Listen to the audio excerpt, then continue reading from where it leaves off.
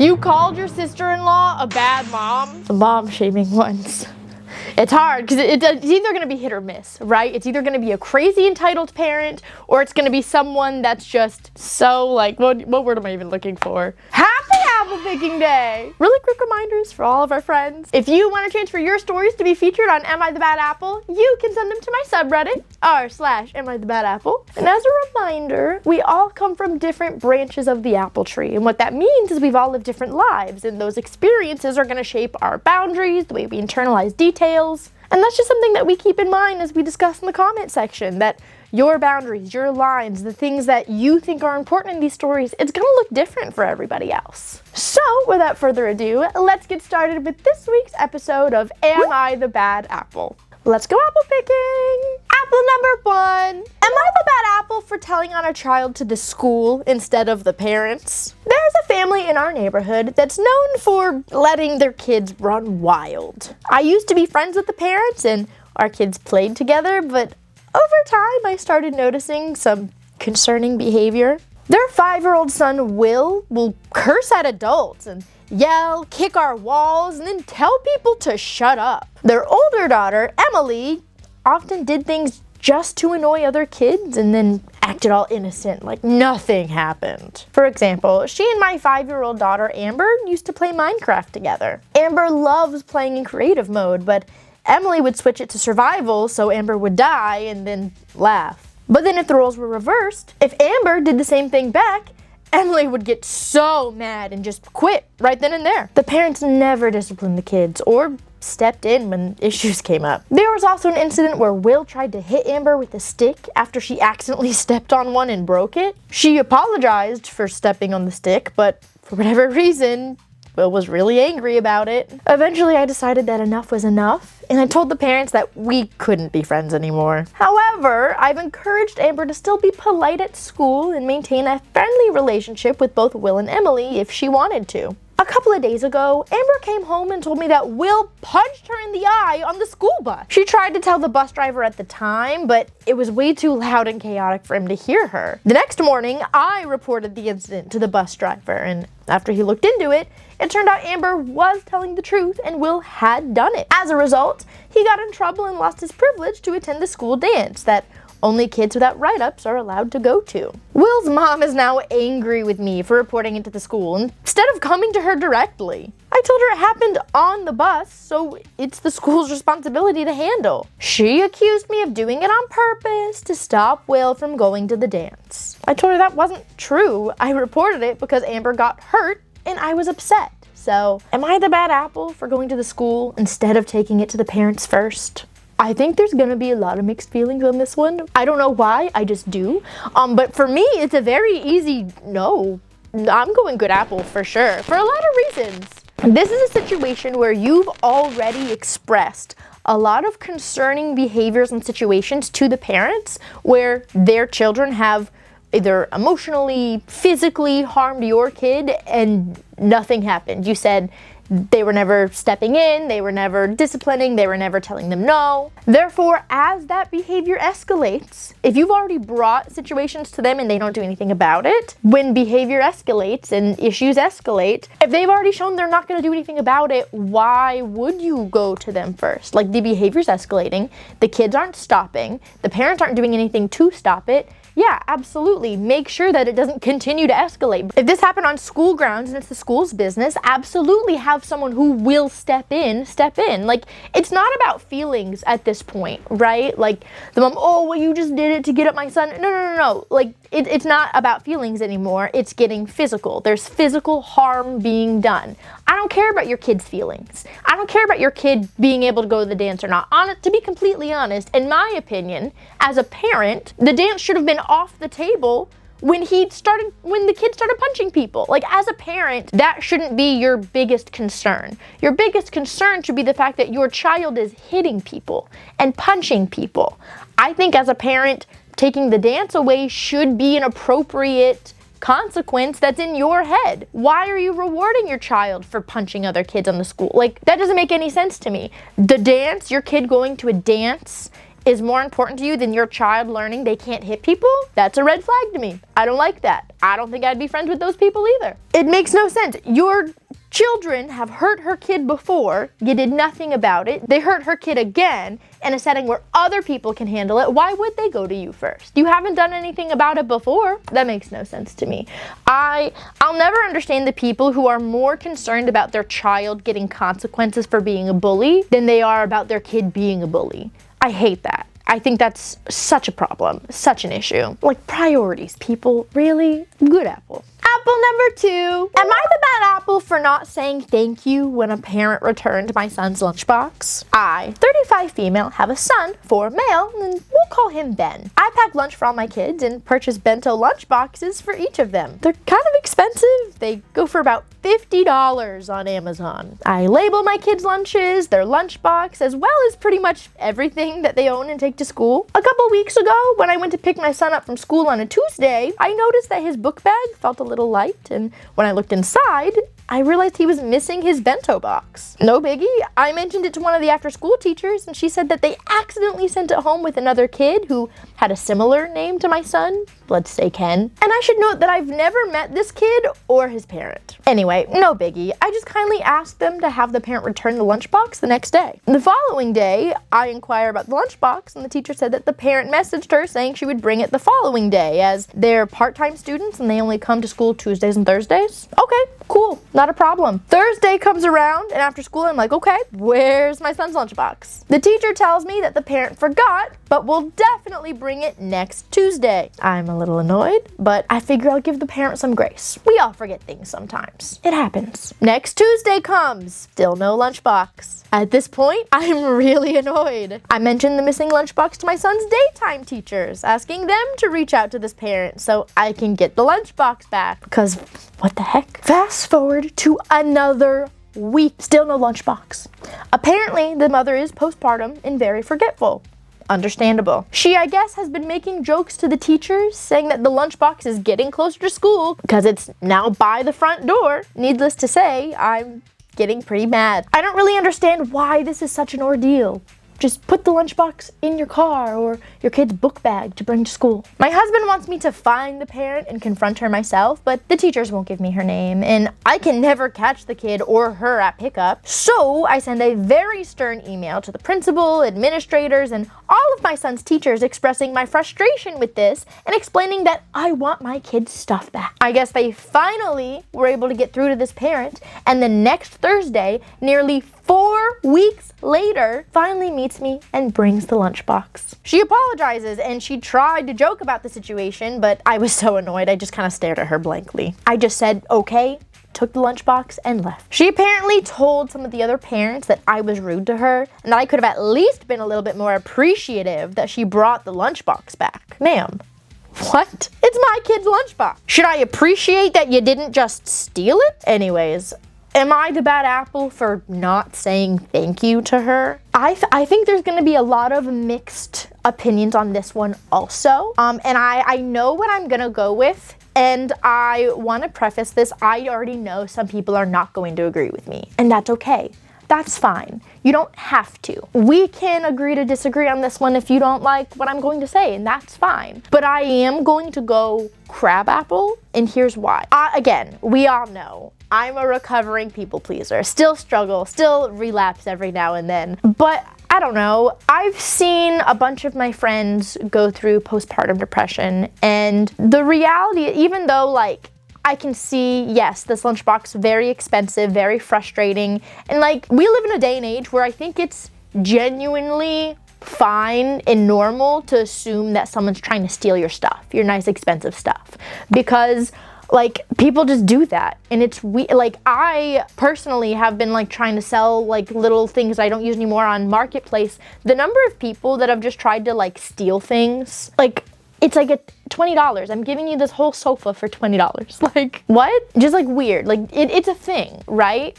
It's a thing, unfortunately. So I think being worried about that in general is valid. Like, thinking, is someone trying to make away? Like, $50 for a lunchbox is a lot. But at the same time, if you're told by the school, like, she's struggling with postpartum depression, I don't know what that's like. I've never had kids, but I've seen friends go through it. and it's rough. It's really rough, and I can see that, and I never even experienced it myself. And so, like, I'm of the opinion of you really don't know what someone is dealing with and going through at home. And I even think about like things that I've dealt with for the last year, 2 years, within my own life that people might not realize because I'll joke about it on camera and then go home and like sob about it, right? So hearing that, I feel like in that situation would give a little bit of grace. Like, obviously I'm not gonna grovel like, oh my God, thank you. But I'm not gonna villainize this parent who I'm being told is dealing with postpartum depression because my stuff was not like at the forefront of her brain. We have no idea. Does she have a newborn at home? Yeah, that makes sense that she'd be more forgetful. I'm not saying that I would grovel at her feet for finally bringing the lunchbox back, but I would at least like have manners. Thank you. Oh, thanks for bringing it back. Like, I understand that you're upset. I understand you're frustrated. I understand it's been 4 weeks. I get that. I understand. But like for me, I guess manners has always just been like a thing. Whether you mean it or not, maybe she just needed to hear a thank you because she feels like she's doing everything wrong, right? And like, yeah, she forgot the lunchbox. You can't like, if you hear that a woman is going through postpartum, you can't give her like a little bit of validation, like, you got this. You know what I mean? Like, I just feel like from that angle, she really needed to feel like she did the right thing. Like, not that she was gonna steal it, but you know what I mean? Like, am I making sense? Like, I feel like she really needed to feel like that's one thing off her list and she finally did it. And like, I don't know if I'm making sense, but I feel like if you're told that someone is struggling so much, the least you can do is like give them the win. Why would that hurt you? You're getting the lunchbox back. You've already been without it. I don't agree with like, I'm frustrated, so I need them to feel as frustrated as I am. Like, I don't love that. Not that I think that you have to, again, grovel at her feet or anything, but I feel like just, okay, you can't just say thanks. And I can't talk right now, it's fine. I understand that not everyone's gonna share that viewpoint and not everyone is gonna feel that people pleaser instinct inside of them, but I think that's important, again, especially when you're specifically told this woman is struggling with postpartum. You don't know what kind of situation she has going on with the newborn at home, so yeah. I'm gonna go crabapple because I don't think that you're a bad person for not, but like, I don't agree with you not just having manners in general. So that's my opinion. It's okay if you don't agree with me, but that is one that like I'm gonna stick to for sure. Like, it's not one I think anyone's gonna be able to talk me out of. Like, I definitely am not gonna label them a bad person or a bad apple for this encounter, but I don't agree with how she handled it. Like, I'm not gonna go good apple either, so that's just my opinion. Apple number 3. Am I the bad apple for kicking a family out of a birthday party? I booked a soft play for my son's birthday party. It has both public sessions and private sessions, and I obviously booked one of the private sessions and didn't want to interfere with the usual times that it's available to the public. When we opened the buffet for food, a woman that I didn't know approached me and asked if her children could have some food. I explained that I booked this venue for a private party and that the food was for the kids that were invited to the private party. She waved me off and said, "Doesn't really matter. My kids just want some food." And I replied, "No. Again, the food was for kids at the party." She walked away and I heard her lean down to her children and tell them to just wait till I left the food area and then they could sneak on over. I realized she wasn't taking my answer seriously, so I went to the staff and asked them to speak to her. They did, and they explained that this was a private event and that they needed to leave the private area. She shouted that she also paid to be there in the public area and that she wasn't leaving and that her and her kids should be allowed to have food. I walked back over again, said that this was a private event, trying to back up the staff, and she started shouting, "Oh, well, what is a sandwich?" Repeatedly yelling this question at me until I shouted back that she needed to leave. She did eventually leave and stuck her middle fingers up at me as she was walking out the door with her kids. And to be fair, the soft play place wasn't at capacity, and in truth, there was probably enough food for them to have some of the buffet, but the way she approached me with the assumption and the entitlement, it turned me off. And then blatantly refusing to accept my answer, disregarding that this wasn't her event. It just made me want to stand my ground. So was I the bad apple for having them kicked out? No, even like for my people pleaser self, no, this is too much. I don't even feel like I should have to explain why. I feel like it should be common sense, but I also know that there's going to be selfish people that are like, oh, well, she said there was probably enough food. Who cares? Like, there are a lot of things that could have happened to make me feel differently about the situation, right? If like the mom asked about food after the guests had already eaten and after it was seen there was going to be extras and there was going to be leftovers, then I might feel a little bit differently. If she like asked politely or, you know, but to just like decide that somebody else's birthday party has to feed you and your children, no, that's just entitlement. No. I'm gonna be honest, when we were little, where we lived, there was this very sweet homeless man that would kind of be around the shopping center that was near my mom's house when we were growing up, and whenever we would have leftovers of things, like we would honestly bring him the leftovers. So like I'm all for, you know, if you have extras, you know, giving them to people, whether they be in need, whether they're just around, like I'm not against that at all. What I am against is just deciding that other people's things belong to you, and that other people's private events must also be for you. Like, I don't know, that's entitled. And like to just decide, hey, once the people paying for this birthday party walk away, go get some of the food and the, like, I'm sorry, who do you think you are? No. I don't feel like I have to explain that anymore, so I'm not going to, because I shouldn't have to explain why that's messed up. So yeah. And to like be told by the person throwing and paying for the party, no, you can't have any. And then to be told by the staff, no, this isn't for you. And then to still insist that you're entitled to other people's things? No, go home. What do you know? Apple number 4. Am I the bad apple for telling my sister-in-law that being a stay-at-home mom doesn't mean being a stay-in-bed mom? My brother, 27 male, and his wife, 25 female, have a 5-month-old baby. My brother works long hours while she stays home to take care of the baby, and I live about 10 minutes away from them and drop by sometimes to help. Lately, every time I go over there, my sister-in-law's in bed, scrolling on her phone or saying she needs a break. The house is a mess. There are bottles everywhere, laundry isn't done, dishes in the sink, baby crying most of the time. Last weekend, my brother called me saying that he was losing it. When I got there, he was trying to cook dinner with one hand and hold the baby with the other,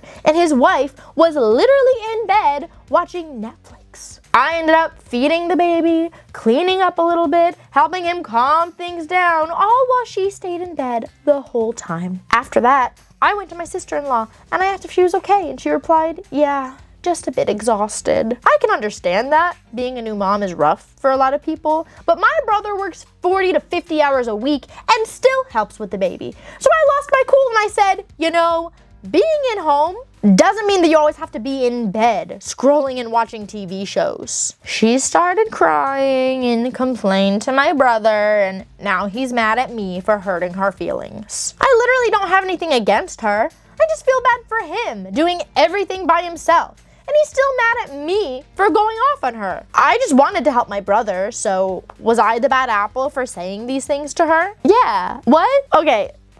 So many thoughts. Hold on. These people have a newborn baby, 5 months old. I've never had a baby, as I've said so many times. I'm also just realizing that every story from today is about like moms. I told y'all, sometimes there's just themes and it's all random. I don't mean for there to be, but anyways. Everyone's body is different, and some women take a couple weeks to like recover. They say 6 weeks is the standard. Some take more. Okay, we have no idea what this woman's labor looked like. We have no idea if it was a natural birth. We have no idea if she needed a C-section and recovery was longer because, like, you know, her stomach was cut open. We don't know if there were complications. We don't know. We also don't know if this woman is dealing with severe postpartum depression. We don't know. It sounds like she's dealing with postpartum depression, but we don't know one way or the other. We can't tell, though that behavior does sound like postpartum depression. So, like, to be angry that she's getting a little bit of time to herself and your brother is like offering to give her that time, who are you to decide? Who are you to decide that her husband trying to give her a break and telling her to relax, he's got it, he'll make dinner and take care of the baby when he comes home, who are you to decide that they're not allowed to do that? What? From what I know, it's normal to have a newborn and to have a messy house and to be exhausted and feel like you just need some help. Like, my mom, when people have babies, offers, let me come over and take the baby while you take a shower. Take an hour, take a nap. Like, these things are normal to offer new moms. But what really upsets me about this story is that, like, well, he works and he comes home and helps with the baby. He helps with his own baby? Like, I'm sorry, what? Yeah, he's parenting. He's being a parent. Like, I know there's gonna be some people in the comments that are like, well, her job is the baby and his job is to make the money. Right. That doesn't mean you don't also parent, right? Like, it's not just one parent is in charge of the kids all the time and the other one never has parental responsibilities. Like, that's not how that works. You still have both parents. And if you didn't, and if it was, the dad never had to do anything for the baby, then in like 10 years, you'd complain that the kid doesn't have a relationship with the dad or whoever's working because he's never parented. I'm rambling. I should have taken Adderall. I'm going off on like scenario things. It's fine. Point is, I don't like when parents parent and people are like, oh my God, look at them helping with the baby. Their own baby? I don't like it. Also, for you to shame her for to like take a break and sit in bed, well, that doesn't mean you sit in bed all day. I'm sorry, do you know how often newborns poop? You think that she just sits in that bed all day? No, she's gotta get up, change the baby, feed the baby, put the baby down. Like, for you to think that she's just sitting in bed all day, what? Do you know, newborns eat every few hours, meaning they poop a lot. Like, a lot. Not to mention, if your brother's going to work, who's most likely getting up all night, every night, all the time? The sister-in-law. God forbid she take an hour in the evening when he comes home to like lay in bed, take a nap, watch a show. Heaven forbid. If this is the system that her and her husband have in place and that's working for them, now, like, of course, calling your village for help is not the same as, oh my God, she's not pulling her weight. No, when you have a baby, if you got a village that's willing to help, then by all means use it. But don't say that you're willing to be a part of the village and then shame them for using the village. I'm sure she calls her family members to help when it's her, and he's calling his family members to help when it's him. And that's fine, and that's normal. To go and shame her because that's the system that they've agreed to is wrong. Bad apple. I know one of my friends, they have like 8-hour shifts that they would do with the baby, and it's worked great for them. Like, everyone has a different system that works for them. It's not your business to dictate whether or not you find it appropriate or not. If that's what works for them, that's what works for them. Mind your business. I didn't see anywhere in there where your brother was like, she's not helping, or I can't stand that she's taking a nap or she's watching whatever. No, he didn't say that. He just said that he's struggling with a newborn, as people do. That's normal. So yeah, you're in the wrong for taking it upon yourself to create an issue where there wasn't an issue. Because I also didn't see anywhere where you asked, like, hey, is she good? She's watching TV. Is this your shift? Like, you didn't ask any clarifying questions. You didn't try to understand anything, really. You just inserted yourself and made an issue and made a new mom cry. Bad apple. Okay, so it looks like I got 2 good apples, a crab apple, and a bad apple. At least that's what I got. And again, I know on some of these, we're all gonna have very different answers, and that's okay. That's fine. I would love to hear your thoughts down in the comments. And as always, if you want a chance for your stories to be featured on Am I the Bad Apple, you can send them to my subreddit, r/AmITheBadApple. And finally, for your well wishes today, Chicken Lady Day. What is Chicken Lady Day? Tina Dupree. For 12 years, Dr. Dupree worked for the second largest chicken restaurant in the world as the Director of Community Relations and Training. She was widely known due to her work in the community. During this time and through her work with the community and people she helped, Dr. Dupree became known as the Chicken Lady. Heck yeah, okay. Well, it's National Chicken Lady Day and National Candy Day. So if you got some of that remaining Halloween candy, have you a little snack? Maybe have some chicken for dinner in honor of the chicken lady. Ooh, I think I will have chicken for dinner. That sounds good. And I did raid my brother's Halloween basket. He's 25. He did not go trick-or-treating, but he had a bowl of candy. So I will probably have a couple Twizzlers, maybe a Twix bar. Those are my favorites. Twizzlers and Twix. Twizzlers you really got to be in the mood for. Twix is more of like an any day kind of candy, you know? What's your favorite kind of candy? Thank you guys so much for hanging out with me today. I hope you have a great rest of your day and hope to see you all next week. Bye, my lovelies. Mwah.